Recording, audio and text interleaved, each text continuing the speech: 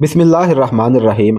ये मुहासरे का 40वां दिन था। एक रात किसी ईसाई ने देखा कि रोमियो ने दजला में कश्तियां इकट्ठी कर ली हैं और उनमें सामान लाद रहे हैं और अपने बीवी बच्चों को भी बिठा रहे हैं। साफ पता चल गया कि वो कश्तियों से दरिया पार करेंगे और इसी तरह वो चोरी छुपे भागेंगे। दोनों ईसाई जासूसों को पता चला तो दरिया की तरफ खुलने वाले दरवाजे से दोनों निकल आए। उनके लिए निकल आना कोई मुश्किल काम न था। उन्होंने निकलने का ये तरीका इख्तियार किया कि अंदर से कुछ सामान उठाया जो बाहर जाकर एक कश्ती में रखा। वहां तो एक हजूम था जो कश्तियों में सामान लाद रहा था। उन दोनों जासूसों ने कश्तियों में सामान रखा और रात की तारीकी से फायदा उठाते हुए वहां से निकल आए और अपने सालार अब्दुल्ला बिन मोतम को इस सूरत हाल से आगाह किया। तुम दोनों एक बार फिर अंदर चले जाओ। अब्दुल्ला बिन मोतम ने उन जासूसों से कहा, अपने ईसाई सरदारों से कहो कि वो दरवाजों पर कब्जा कर लें और दरवाजा खोल दें। दोनों जासूस फिर दरिया के किनारे चले गए। वहां से अंदर जाना कोई मुश्किल काम न था। ईसाई सरदार खुद भी मुसलमानों की मदद करने पर उतर आए थे और उन्होंने अपने कबीलों को भी तैयार कर लिया था। ज्यादा देर नहीं गुजरी थी कि अंदर के ईसाइयों ने दरवाजा खोल दिया। अब्दुल्ला बिन मोतम ने यह किया कि अपना आधा लश्कर उन दरवाजों से शहर में दाखिल किया और आधे लश्कर को दरिया की तरफ भेज दिया। शहर में हड़बोंग अफरा तफरी बपा हो गई। रोमियो को पिस्पाई का हुक्म मिल चुका था, इसलिए वो दरिया की तरफ खुलने वाले दरवाजे की तरफ भागने लगे। वो मुतमईन थे कि कश्तियां तैयार हैं जो उन्हें दजला के पार ले जाएंगी। वो जब उस दरवाजे से निकल रहे थे तो उन्हें मालूम ना था कि वो बड़ी तेजी से मौत के मुंह में जा रहे हैं। आगे मुजाहिदीन तलवार और बर्छियां लिए उनके इंतजार में तैयार खड़े थे। उन्होंने बाहर निकलने वाले रोमियो को काटना और बर्छियों से छलनी करना शुरू कर दिया और पीछे से उन ईसाइयों ने जो उनके अपने साथी थे उन्हें काटना शुरू कर दिया। रात भर मुसलमान और ईसाई रोमियो का कत्लेआम करते रहे। सुबह हुई तो शहर के अंदर और बाहर रोमियो की लाशों के सिवा कुछ नजर नहीं आता था।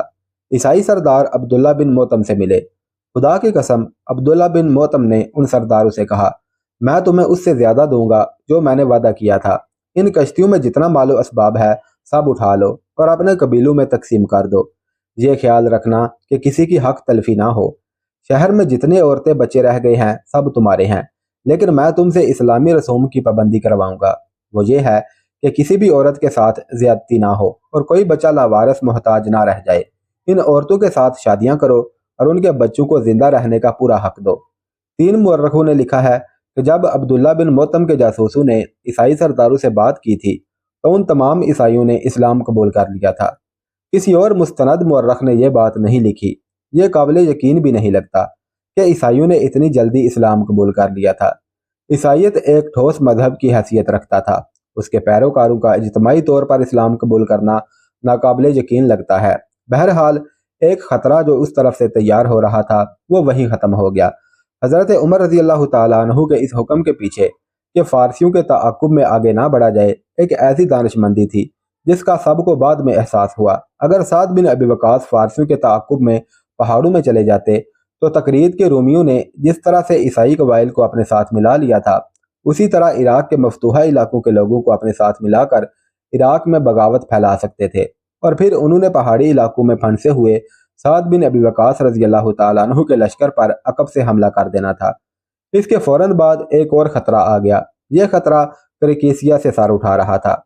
यह शहर इराक और शाम की सरहद पर दरियाए फ़िरात और छोटे से एक दरिया खाबूर के संगम पर वाक़या था। उसकी इत्तला भी साद बिन अबी वक़ास रज़ी अल्लाह तआला अन्हु को कबल अज़ वक़्त मिल गई। उन्होंने उसी वक़्त तेज़ रफ्तार कासद को मदीना भेजकर अमीरुल मोमिनीन का हुक्म दिया कि करकेसिया पर हमला कर दिया जाए।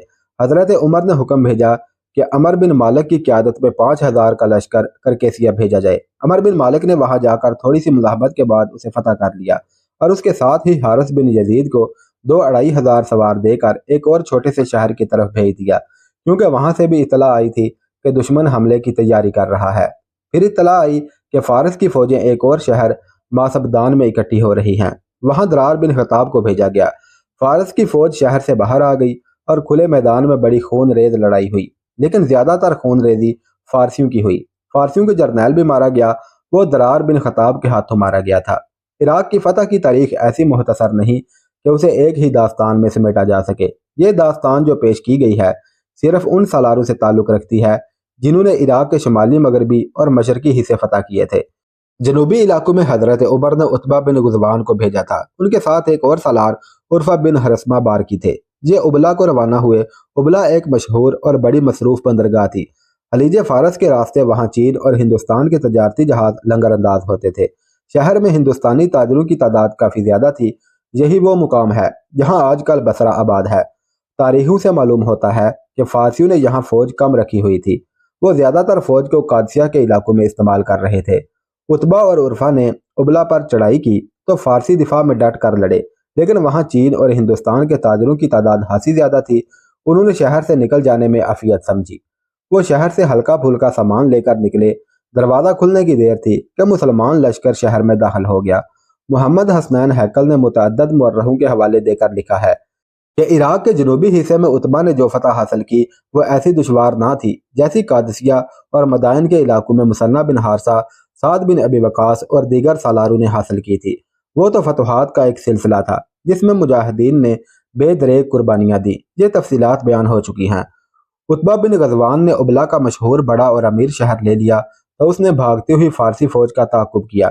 فارس کی فوج نے دریا پار کر لیا۔ مجاہدین نے فارسیوں کو پل تباہ کرنے کی مہلت نہیں دی اور ان کے تعاقب میں دریا پار کیا اور ان سے ایک بڑا قصبہ دست میسان لے لیا۔ اس قصبے میں ایک فارسی سردار تھا۔ اس کی ایک نوجوان بیٹی بہت ہی خوبصورت تھی۔ اتبا نے اس لڑکی کو اپنے قبضے میں لے لیا۔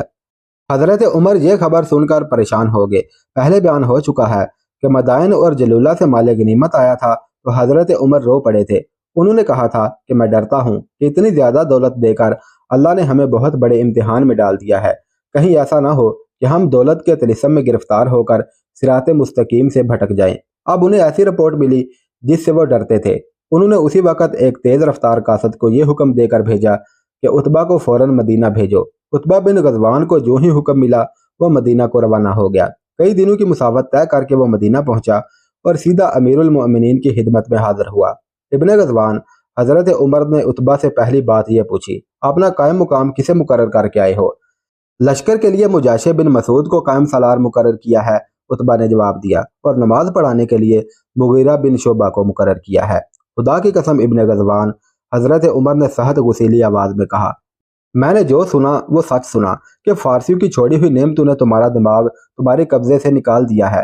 کیا مجاشع بدو نہیں ہے؟ کیا کسی بدو میں اتنی عقل ہے کہ وہ مجاہدین کے لشکر کا امیر اور مفتوحہ شہروں کے شہریوں کا حاکم بن سکے؟ مغیرہ نے مرغاب میں فارسیوں کو شکست دی تھی، لیکن امیر المومنین اتبا نے کہا، مجاشع کو میں فاتح فرات سمجھتا ہوں۔ اس کے قبیلے نے فرات کے کنارے فارسیوں کو شکست دی ہے۔ کیا تم نہیں سمجھ سکے؟ حضرت عمر نے کہا، کوئی بدوی رسول اللہ صلی اللہ علیہ وسلم کے کسی صحابی پر امیر نہیں مقرر ہو سکتا، اور کسی بدوی میں اتنی دانش مندی اور اتنا تدبر ہو ہی نہیں سکتا کہ وہ ابلا جیسے بڑے شہر کا امیر مقرر کر دیا جائے۔ مغیرہ نے مرغاب کے میدان میں فارسیوں کو جو شکست دی تھی وہ کوئی معمولی سی لڑائی نہیں تھی، بڑا ہی خون ریز مارکا تھا۔ فارسیوں نے تو جیسے قسم کھا لی تھی کہ وہ یہ مارکا جیت کر رہیں گے۔ مغیرہ اور ان کے مجاہدین کو بڑی سخت مشکل کا سامنا تھا۔ قریب تھا کہ مجاہدین کے پاؤں اکھڑ جاتے۔ مارکا ایسا گھمسان کا تھا کہ مجاہدین کی ترتیب بکھر گئی تھی۔ اچانک اللہ کی مدد آ گئی۔ یہ مدد اس طرح آئی کہ پہلو کی طرف سے ایک لشکر گھوڑے سر پٹ دوڑاتا آ رہا تھا۔ ان میں پیادے بھی تھے اور اس لشکر نے پرچم زیادہ تعداد میں اٹھا رکھے تھے۔ ان میں زیادہ تر پرچم سبز رنگ کے تھے۔ اس لشکر کو دیکھ کر فارسی اس خطرے کے پیش نظر مارکے سے نکلنے لگے کہ مسلمانوں کی کمک آ گئی ہے۔ فارسیوں نے سنبھلنے کی کوشش کی تو مجاہدین نے زندگی کا آخری مارکا لڑنے کے انداز میں ان پر غالب آنا شروع کر دیا۔ کمک جو آئی تھی اس نے مجاہدین کا کام آسان کر دیا۔ فارسی بری طرح پسپا ہونے لگے اور آخر میں مرغاب کے میدان میں بے انداز لاشیں اور زخمی چھوڑ کر بھاگ گئے۔ یہ کمک کوئی باقاعدہ مجاہدین کا لشکر نہیں تھا، بلکہ یہ مجاہدین کی بیویاں، جوان بیٹیاں اور بہنیں وغیرہ تھی جو اس زمانے کے دستور کے مطابق لشکر کے ساتھ جایا کرتی تھی۔ اسلام کی بیٹیوں نے دیکھا کہ ان کے مردوں کے قدم اکھڑ رہے ہیں اور فارسی غالب آتے جا رہے ہیں تو ان خواتین نے اپنے آنچلوں کے پرچم بنا لیے۔ ان کے پاس ہتھیار موجود تھے، فارسیوں کے گھوڑے بھی موجود تھے۔ سالار کا حکم لیے بغیر ان خواتین نے پہلو سے حملہ کر دیا۔ مغیرہ کی یہ فتح کوئی معمولی فتح نہیں تھی، کچھ اس فتح کی وجہ سے اور زیادہ تر اس وجہ سے کہ مغیرہ صحابی تھے۔ حضرت عمر نے انہیں ہی امیر لشکر مقرر کر دیا۔ اتبا بن غزوان کو مدینہ میں کئی دن گزر گئے تھے۔ حضرت عمر نے اس سے کہا کہ وہ اپنے محاذ پر واپس چلا جائے۔ اتبا نے کچھ عذر اور کچھ بہانے پیش کر کے محاذ پر جانے سے معذوری کا اظہار کر دیا۔ حضرت عمر سمجھ گئے کہ یہ کیوں واپس نہیں جانا چاہتا۔ امیر لشکر مغیرہ ہی رہے گا۔ حضرت عمر نے اپنے مخصوص انداز میں عتبہ کو حکم دیا، تم آج ہی محاذ پر چلے جاؤ، مجھے یقین ہے کہ تم اپنے امیر المؤمنین کی حکم عدولی نہیں کرو گے۔ عتبہ نے حکم عدولی کی جرت نہیں کی اور اسی روز روانہ ہو گیا، لیکن عراق کے محاذ تک نہ پہنچ سکا کیونکہ بطن نخلا کے مقام پر کسی ایسی بیماری میں مبتلا ہو گیا کہ جام بر نہ ہو سکا۔ یہاں ہم کچھ اور اہم باتیں بتانا ضروری سمجھتے ہیں۔ مجاہدین کو عراق میں مہینوں نہیں سال گزر گئے۔ ایک روز جلولہ، تکریت، حلوان اور موصل سے 3-4 مجاہدین مدینہ آئے اور حضرت عمر سے ملے۔ خدا کی قسم، حضرت عمر نے انہیں دیکھ کر کہا، تمہاری صورتیں بدلی بدلی سی لگتی ہیں۔ قادسیہ اور مدائن سے کچھ اور لوگ بھی آئے تھے، میں نے ان کے چہروں پر بھی یہی تبدیلی دیکھی ہے، کیا ہو گیا ہے تمہیں؟ یہ وہاں کی آب و ہوا کا اثر ہے امیر المؤمنین، حضرت عمر کو جواب ملا۔ ہاں مجھے یاد آیا، حضرت عمر نے کہا، حذیفہ بن یمان نے مجھے ایک بار مدائن سے لکھا تھا کہ یہاں عربوں کے پیڑ پچک گئے ہیں اور جسم سوکھتے چلے جا رہے ہیں اور چہروں کی رنگتیں بھی پھیکی پڑ گئی ہیں۔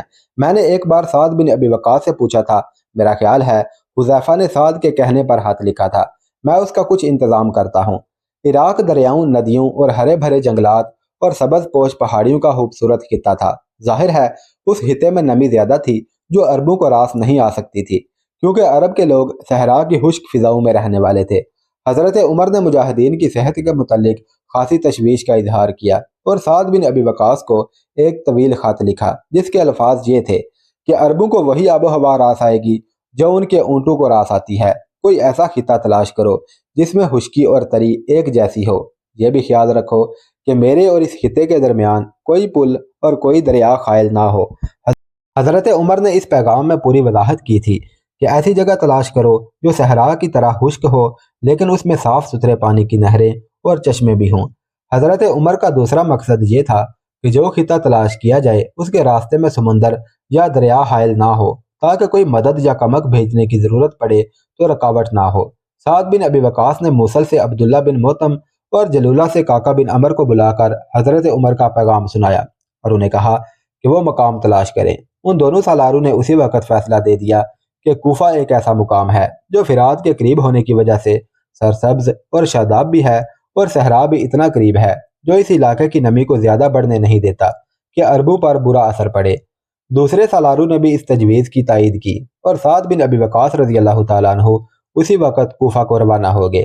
وہاں انہوں نے ایک بلند جگہ منتخب کی اور حکم دیا کہ یہاں مسجد کی تعمیر شروع کر دی جائے۔ عربوں کا اپنا ایک انداز ہوا کرتا تھا۔ ایک تیر انداز کو مسجد کی جگہ کھڑا کر کے کہا گیا کہ وہ چاروں طرف ایک ایک تیر پھینکے۔ تیر انداز نے کمان میں تیر ڈال کر چاروں طرف ایک ایک تیر چھوڑا۔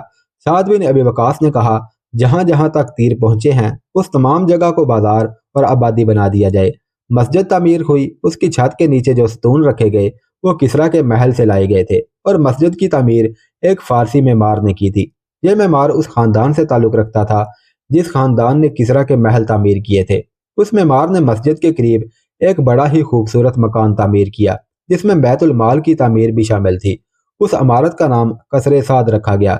مجاہدین کے لشکر کو اجازت دی گئی کہ وہ اس علاقے میں اپنے اپنے مکان تعمیر کر لیں، لیکن اس سے پہلے سعد بن ابی وقاص نے حضرت عمر کو لکھا کہ انہوں نے ہیرا اور فرات کے درمیان کوفہ کو منتخب کر لیا ہے جہاں خشکی نمی برابر ہیں اور مجاہدین سے کہہ دیا گیا ہے کہ وہ یہاں آ کر آباد ہو جائیں۔ حضرت عمر نے اس پیغام کا جواب یہ دیا کہ لشکر کا مرکز اتنا مضبوط ہونا چاہیے کہ لشکر کی حفاظت کر سکے۔ اس کے لیے بہتر یہ ہے کہ خیموں کی بجائے بانسوں کے مکان بنائے جائیں۔ حضرت عمر کا مقصد دراصل یہ تھا کہ عرب کے لوگ بلند بالا اور خوبصورت مکانوں میں رہنے لگے تو ان کے دماغ اسی طرح خراب ہو جائیں گے جس طرح دولت خراب کیا کرتی ہے۔ وقت گزرتا چلا گیا، اس علاقے میں بانسوں کی کمی نہیں تھی۔ مجاہدین نے اس علاقے کے کاریگروں کی خدمات حاصل کر کے بانسوں کے مکان بنا لیے۔ یہ سب مکان ایک دوسرے سے ملے ہوئے تھے۔ کسی بھی تاریخ میں یہ واضح نہیں کہ وجہ کیا ہوئی، یا عربی لوگ اس قسم کے مکانوں میں رہنے کے عادی نہیں تھے اور کسی سے کوئی بے احتیاطی ہو گئی۔ ہوا یوں کہ اچانک ایک مکان میں آگ بھڑک اٹھی اور دیکھتے ہی دیکھتے بانسوں کی یہ بستی جل کر راکھ ہو گئی۔ سعد بن ابی وقاص رضی اللہ تعالیٰ عنہ نے حضرت عمر کو پیغام بھیجا کہ لوگ اینٹ اور پتھروں سے مکان بنا لیں، وہاں اینٹ اور پتھروں کے مکان بنانے کی اجازت دے دو۔ حضرت عمر نے پیغام کا جواب دیا، لیکن سختی سے حکم جاری کر دو کہ کوئی شخص 3 کمروں سے زیادہ مکان نہ بنائے اور دیواریں اونچی نہ ہوں۔ تم سنت کے پیچھے چلو، دولت تمہارے پیچھے چلے گی۔ मुजाहिदीन ने ईंटों और पत्थरों के मकान तामीर करवाने शुरू कर दिए। तारीखों में लिखा है कि चंद ही बरसों में यह बस्ती इतनी खूबसूरत हो गई कि कूफा को दारुल खलाफा बना दिया गया। साद बिन अबी वकास रजी अल्लाह तआला अन्हु मदाइन से कूफा मुंतकिल हो गए और नए मकान में रहने लगे। उन्होंने खुद ही उस जगह के इर्द गिर्द बाजार बनवाए थे जहाँ ताजरों की आमदो रफ्त शुरू हो गई। शोरगुल इतना होता था कि साद रजी अल्लाह तआला अन्हु परेशान हो गए।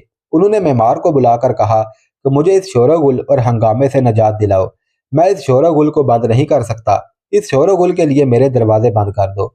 मेमार ने इस मकान में कुछ ऐसे इजाफे किए कि वो छोटा सा महल बन गया। मेमार ने एक मजबूत और नहायत खूबसूरत दरवाज़ा लगा दिया जो बंद होता था तो ज़रा भी शोरगुल अंदर नहीं आता था। एक बार वहाँ से कोई शख्स मदीने आया और अमीरुल मोमिनीन से मिला। कूफा के मुतल्लिक बात चली तो उस शख्स ने अमीरुल मोमिनीन को बताया कि अमीर लश्कर साद बिन अबी वकास ने महल जैसा मकान तामीर करवाया है और उसके सामने महल जैसा दरवाज़ा लगाया है। हज़रत उमर ने यह बात सुनी तो एक सहाबी मोहम्मद बिन मुस्लिमा को बुलाया। इब्ने मुस्लिमा हज़रत उमर ने उन्हें कहा, अभी कुफा रवाना हो जाओ, साद के मकान के दरवाजे को बगैर पूछे आग लगा देना और फिर ये खत उसे दे देना और वहीं से वापस चले आना। मोहम्मद बिन मुस्लिमा उसी वक़्त रवाना हो गए। लंबी मुसाफत के बाद कूफा पहुंचे। साद बिन अबी वकास को इत्तला मिली तो उन्होंने उन्हें बुलाया। वो साद के घर गए लेकिन अंदर नहीं गए। साद बिन अबी वकास बाहर आए और उनसे कहा, पहले अंदर चलकर खाना खा लें। मोहम्मद बिन मुस्लिमा ने इनकार कर दिया और दरवाजे पर तेल फेंक कर आग लगा दी। साद बिन अबी वकास इस ख्याल से चुप रहे कि यह कोई हुक्म है जिसकी तामील हो रही है। इब्ने मुस्लिमा ने हज़रत उमर का खत साद को दिया। उन्होंने खत पढ़ा। हज़रत उमर ने लिखा था कि मुझे इत्तला मिली है कि तुमने अपने लिए महल तामीर करवाया है और तुमने उसका नाम कसरे साद रखा है। मैं समझ सकता हूँ कि तुम्हारे दरवाजे पर उन लोगों के लिए रुकावट पैदा हो गई है जो तुम तक पहुँचना चाहते हैं। यह तुम्हारा महल नहीं, ये तुम्हारी और उम्मत की हलाकत का महल है। इसमें तुमने बैतुल माल तामीर करवा के उसे अपने महल का एक हिस्सा बना डाला है। बैतुल माल पर पहरा खड़ा किया जाता है। उस पहरे की वजह से तुम्हारे महल में भी कोई भी दखल नहीं हो सकता। बैतुल माल को फौरन वहां से हटा दो ताकि कोई तुम तक पहुंचना चाहे तो उसके लिए रुकावट ना हो। दरवाजा जल रहा था। साद बिन अबी वकास ने हजरत उमर का हुक्मनामा पढ़कर मुसलिमा को बताया कि उन्होंने यह दरवाजा क्यों लगवाया था। उन्होंने कहा कि मैं इस मुल्क का अमीर हूँ और अमीर लश्कर भी हूँ।